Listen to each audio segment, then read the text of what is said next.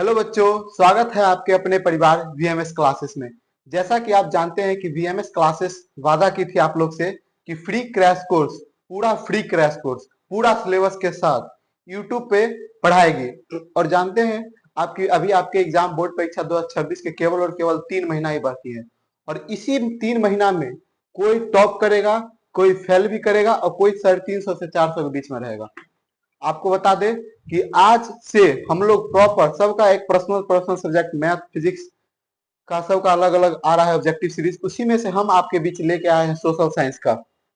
Social science में बहुत बच्चा को कंफ्यूजन ये रहता है कि इसमें 5-6 सब्जेक्ट हैं, आपदा का अलग, इतिहास का अलग, भूगोल का अलग, अर्थव्यवस्था का अलग और राजनीतिक शास्त्र का अलग। तो ऑब्जेक्टिव उनमें अब लगता है कि कितना ऑब्जेक्टिव पढ़ना होगा।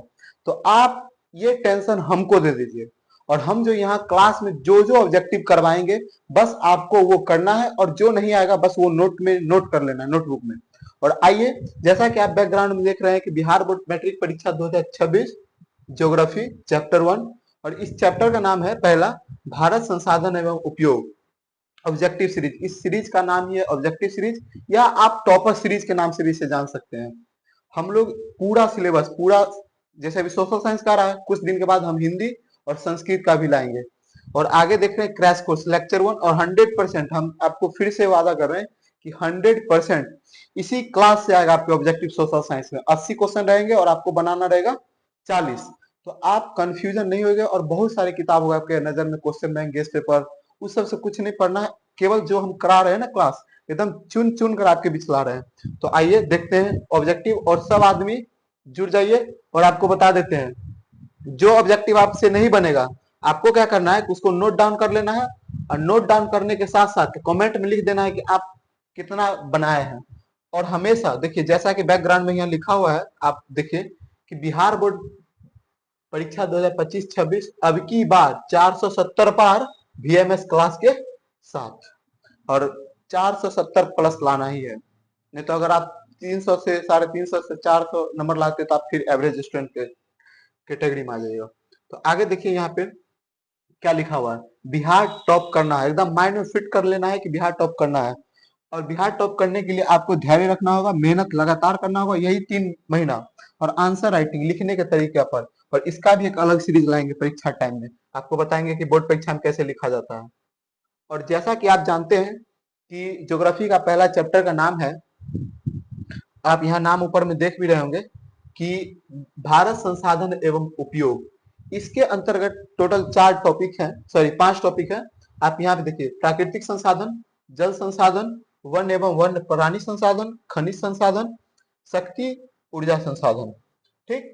और पूरा भूगोल की बात करें तो पूरा भूगोल में है 6 चैप्टर। और ये हम जो स्टार्ट किए, ये है पहला चैप्टर, और पहला चैप्टर के अंतर्गत हम लोग को कितना टॉपिक्स पढ़ना है, 5 टॉपिक्स। और ये देखिए, ये बहुत इंपॉर्टेंट है, आपको ये जानना बहुत जरूरी है कि किस चैप्टर का वेटेज कितना है। तो आप यहाँ पे देखिए, तो इस पूरा फर्स्ट चैप्टर के इस 5 टॉपिक से 16 से 17 ऑब्जेक्टिव आ रहा है। 16-17 अपने आप में बहुत ज्यादा ये इंपॉर्टेंट चैप्टर है। तो आइए स्टार्ट कर रहे हैं। इसमें से आप देखिए पहला क्वेश्चन, और आपको कमेंट में लिखते रहिए। कमेंट में लिखिए तो जिम कार्बेट राष्ट्रीय उद्यान कहाँ है, क्योंकि आप लोग पढ़ चुके होंगे। यहाँ केवल सेट मारना है, ये एज ए टेस्ट हुआ, मॉक टेस्ट आप बोल सकते हैं इसको, या आप इसको मॉक टेस्ट बोल सकते हैं, है ना। तो मॉक टेस्ट में आप देखिए, अगर आप 25 में 25 क्वेश्चन के रहेंगे सीरीज, और 25 में 25 ला रहे हैं, तो आप समझिए कि आप टॉपर के श्रेणी में हैं। तो जिम कार्बेट राष्ट्रीय उद्यान कहाँ है, तो जिम कार्बेट राष्ट्रीय उद्यान है उत्तराखंड में, जो कि एक पहाड़ी इलाका है। ठीक है। आइए अगला देखते हैं। अगला क्वेश्चन है कि टेक्सोल का उपयोग किस में होता है। तो आपको बता दें कि टेक्सोल एक पेड़ है और एक पहाड़ी इलाका में पाया जाता है। ठीक है। और टेक्सोल का उपयोग होता है कैंसर में। और कहा गया है कि जो अंग्रेजी दवा नहीं कर पाती है, वो हमारी आयुर्वेदिक चीज करके निकल जाती है। तो कैंसर के उपयोग, कैंसर का प्रॉपर इलाज अभी भारत में नहीं है, इसलिए टेक्सोल जो पहाड़ी इलाकों में पाया जाता है, एक पेड़ है, उसका उपयोग होता है कैंसर में। अगला क्वेश्चन देखिए। अगला क्वेश्चन है, निम्न में कौन जीवाश्म ईंधन है। तो यहाँ पे ऑप्शन देखते हैं, और ये क्वेश्चन देख रहे हैं 2023 में पूछा हुआ है। इससे पहले वाला भी क्वेश्चन देखे होंगे तो वो भी प्रीवियस ईयर में क्वेश्चन पूछा है। तो जीवाश्म ईंधन, तो जीवाश्म ईंधन कोयला, प्राकृतिक गैस, पेट्रोलियम, सभी, इनमें से सभी होगा। ठीक, जीवाश्म ईंधन का मतलब होता है कि वो चीज जिसका निर्माण मृत पदार्थों से हुआ है, जैसे कि कोयला किससे बनता है? पेड़ पौधों के सड़ने से। कभी कभी आप देखते होंगे कोयला के निर्माण में हजारों करोड़ों वर्ष लग जाते हैं। क्यों? क्योंकि जब कभी भूकंप आता है तो उसके अंतर्गत सभी मनुष्य जाते हैं, वनस्पति जाते हैं, पेड़ पौधा जाते हैं, वही सड़ गल के जीवाश्म कहलाते हैं। तो उसी में पेट्रोल भी बनता है, कोयला भी बनता है, प्राकृतिक गैस, और इनमें से सभी आंसर हो जाएगा। अगला क्वेश्चन है, आयुर्वेद के जनक कौन है? और ये क्वेश्चन 2023 में पूछा गया है। कहा गया है कि आयुर्वेद के जनक ऑप्शन ए है पतंजलि, कालिदास, चरक, इनमें से कोई नहीं। तो इसका आंसर हो जाएगा चरक। चरक के बारे में बता दें, ये बहुत बड़े आयुर्वेद के जनक हुए और ये कुषाण वंश से थे। कहा जाता है कि पूरा भारत को लोग ऐसे ही नहीं, भारत पूरा दुनिया पे राज किया। भारत क्यों फेमस हुआ? क्योंकि हमारे भारत पे देवभूमि है ये। बहुत सारे ऐसे महान पुरुष जन्म लिए जो एक भारत को नई दिशा और ऊर्जा दी। उन्हीं में से एक है चरक। कहा जाता है कि चरक पूरा भारत को पहले ऐसे इंसान जो आयुर्वेद पे जिंदगी जीना सिखाए। जब जिंदगी अंग्रेजी दवाओं से हार जाती है, बड़े बड़े हॉस्पिटलों से हार जाती है, तब एक किरण दिखाई देती है आयुर्वेद का, जो कि इन्होंने ही बता के गया था। चरक महान आत्मा है ये लोग। अगला है कि कलपक्कम परमाणु विद्युत संयंत्र कहाँ है? देखिए, और ये क्वेश्चन आपका पूछा गया 2024 में। ये बड़ा बड़ा नाम आप देख रहे हैं ना, तो भारत में 4 दिशा है, तो बड़ा बड़ा नाम ना आपको ये दक्षिण साइड ही देखने को मिलेगा। तो अंतिम में है म, तमिलनाडु। याद रखिएगा, कलपक्कम परमाणु विद्युत संयंत्र कहाँ है? तमिलनाडु। अब आपके माइंड में कभी कभी आता होगा परमाणु विद्युत संयंत्र क्या है? तो परमाणु विद्युत संयंत्र का मतलब होता है वहां ना बिजली तैयार किया जाता है। और बिजली आप पढ़े होंगे, बिजली जल से भी तैयार होता है, कोयला से भी तैयार होता है। आगे देखिए, सोलर प्लेट से भी होता है, पवन ऊर्जा से भी बिजली तैयार होती है, जो कि अडानी कर चुका है, अभी कर रहा है। सिमलीपाल राष्ट्रीय उद्यान कहाँ है? सिमलीपाल, तो सिमलीपाल क्वेश्चन 2024 में पूछा गया है और ये ओडिशा में। कमेंट में आप आंसर लिखिए कि क्या आप इसका आंसर जान रहे थे पहले से, तब आपका होगा। कमेंट में, बिल्कुल कमेंट में आंसर लिखिएगा, तो आप टाइप कीजिएगा ना, तो आपको हमेशा के लिए याद हो जाएगा। तो पर्यावरण संरक्षण हेतु पहला विश्व शिखर सम्मेलन कब आयोजित किया गया था? तो ये किया गया था 1992 ईस्वी में। पर्यावरण संरक्षण के अंतर्गत 1992 में ये वादा किया गया था, सभी देश इसमें शामिल थे। तो उसमें कहा गया था कि पूरा विश्व ना ग्लोबल वार्मिंग और ग्रीन हाउस जैसे गैसें से प्रभावित थी। मतलब कि जब इंसान के पास पैसा आता है तो अभी आप देखते हैं कि घरों में एसी लगा लेते हैं, फ्रिज लगा लेते हैं और बड़ी बड़ी लाइटें लगा देते हैं। तो आप नोटिस किए होंगे कि फ्रिज के पीछे से ना हवा हमेशा निकलते रहता है, गर्म हवा। वो हुआ ग्रीन हाउस गैस। या आप देखते होंगे कि बड़े बड़े शहरों में एग्जॉस्ट यानी एसी वाला एग्जॉस्ट इतना ना, बाहर वाला पंखा इतना बक्सा लगा के घूमते रहता है कि पूरा चिड़िया और गर्म हवा के कारण मौत हो रही थी। तो भारत सरकार के साथ साथ विश्व के सभी देश ने इस चीज पे अमल किया और कहा कि हम सभी कसम खाते हैं कि अब हमें देश को या पूरा दुनिया को स्वच्छ बनाना है, पर्यावरण को अच्छा बनाना है। इसलिए विश्व शिखर सम्मेलन आयोजित किया गया था पर्यावरण के उद्देश्य से। अभी तो आप देख रहे हैं बहुत स्थिति खराब है ओजोन परत का। दक्षिण भारत की सबसे बड़ी घाटी, नदी घाटी परियोजना कौन सा है? तो ये क्वेश्चन भी आप देख रहे हैं, ये क्वेश्चन कब पूछा है? ये क्वेश्चन 2024 में पूछा है। और दक्षिण भारत की सबसे बड़ी नदी घाटी परियोजना है ना, ये है तुंगभद्रा। और आपके भूगोल का सबसे इंपोर्टेंट सब्जेक्टिव शॉर्ट और लॉन्ग यहीं से उत्पन्न होगा। कहाँ? नदी घाटी परियोजना क्या है? और नदी घाटी परियोजना के बारे में पूछता है कि इससे क्या उद्देश्य है, या बहुउद्देशीय परियोजना के अंतर्गत ही आते हैं नई नदी घाटी योजना। सब्जेक्टिव पे भी आएंगे जल्द ही। निम्न में से कौन विशेष आर्थिक क्षेत्र पश्चिम बंगाल का है? तो आप यहाँ पे देखिए पश्चिम बंगाल, और कहा जाता है कि जिस भारत में अभी ना पश्चिम बंगाल को लोग बहुत कम जानता है या बहुत दंगा वाला स्टेट मानता है, लेकिन कहा जाता था कि पश्चिम बंगाल बहुत डेवलप्ड स्टेट था। तब ना आप देखते हैं कि ब्रिटिश केरल के साथ साथ पश्चिम बंगाल से भी अपना व्यापार फैलाता था।